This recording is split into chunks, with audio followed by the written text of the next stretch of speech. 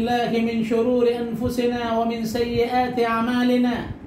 من يهده الله فلا مضل له ومن يضلله فلا هادي له، ونشهد أن لا إله إلا الله وحده لا شريك له، ونشهد أن سيدنا وسندنا ومولانا محمدا عبده ورسوله صلى الله تعالى عليه وعلى آله وأصحابه وبارك وسلم تسليما كثيرا.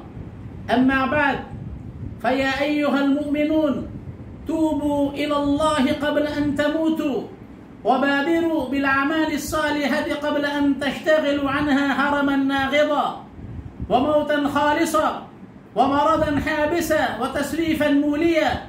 وصلوا الذي بينكم وبين ربكم تسعدوا، وأكثروا الصدقة بالسر والعلانية توجروا وتحمدوا وترزقوا، وأمروا بالمعروف تنصروا، وانهوا عن المنكر تحسبوا. أيها الناس، إن أكيسكم أكثركم ذكرا للموت، وأكرمكم أحسنكم استعدادا له.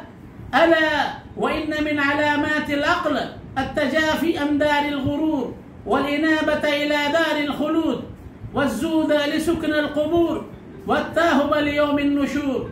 أعوذ بالله من الشيطان الرجيم.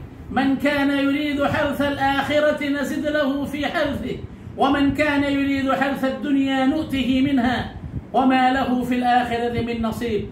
أقول قولي هذا وأستغفر الله لي ولكم ولسائر المسلمين من كل ذنب وخطيئة، فاستغفروه إنه هو الغفور الرحيم. تقبل.